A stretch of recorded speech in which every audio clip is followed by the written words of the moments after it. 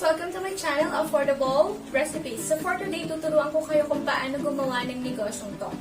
Fries and tea in a cup. So sobrang patok to ngayon, lalo na sa mga bata, kasi affordable siyang mabibili ng mga customers nyo dahil mura lang din ang puhunan. Kaya naman, sa dulo ng video na to, ipapakita ulit namin yung costing and kung magkano yung possible nyong kitain sa negosyong to. Please don't forget to give me a thumbs up kung like niyo yung video natin ngayon and subscribe to my channel if you haven't done it yet and click the notification bell para updated ka palagi sa mga video na ina-upload ko. Okay?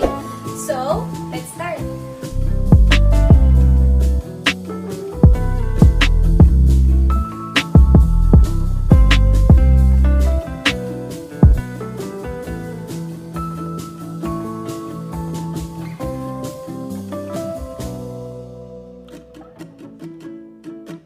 First step natin guys, i-measure natin yung ating mga fries dito sa cups natin. So dapat 100 grams lang siya. Siyempre, depende sa size ng cups na gagamitin nyo. So itong binili namin is pang 100 grams siya.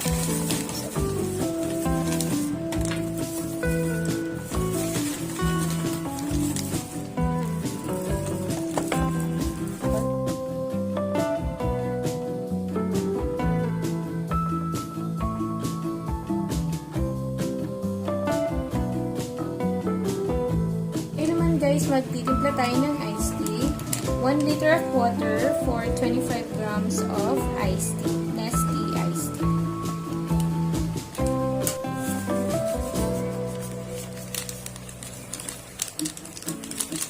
So, 1 liter lang, syempre maglalagay pa tayo ng Melo.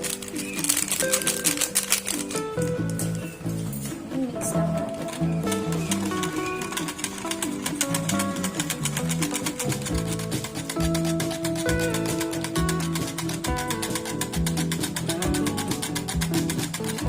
Ngayon guys, magluluto na tayo ng fries. Kailangan painit tayo ng mantika para malaman natin kung mainit na yung mantika. Gagamitan natin siya ng stick. Pag nagbubbles na siya ng ganito, ibig sabihin, mainit na yung mantika natin. So, pwede na natin ilagay ang ating fries.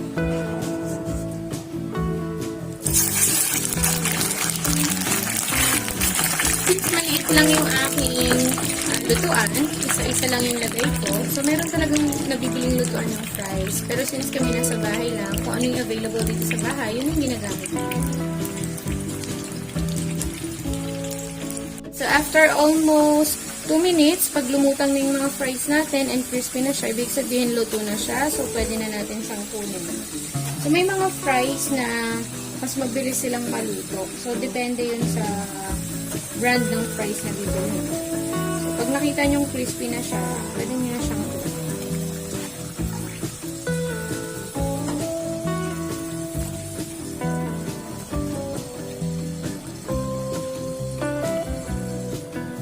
Okay, so lagay natin yung next.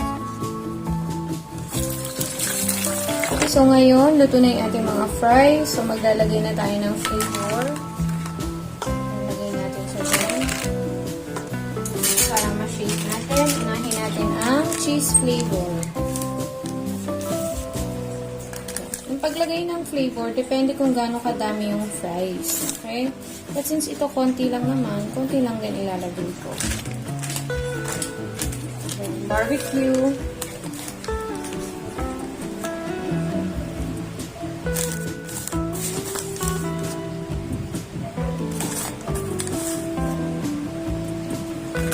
Saka natin siya ngayon, isi-shake.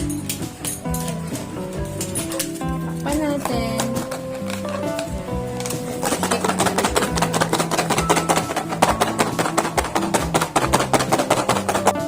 Shake naman natin ngayon yung barbecue. So, yung pag-shake natin, taas-baba. Kasi pag sinake natin siya ng sidewise, ng left to right, possible na masira yung fries o mag-break siya.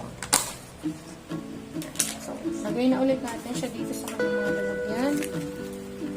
So, yung paglagay natin sa fries, dapat yung nakatayo siya. Hindi yung pahiga.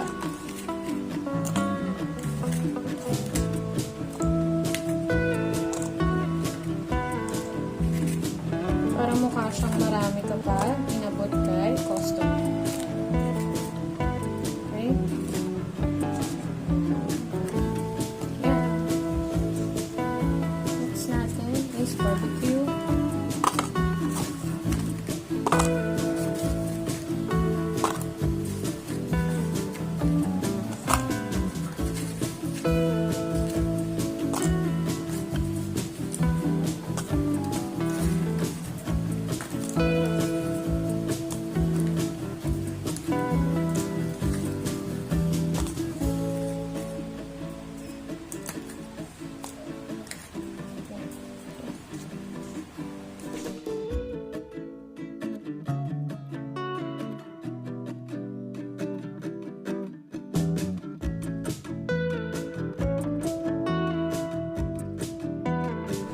Gagawa tayo ng iced tea ngayon.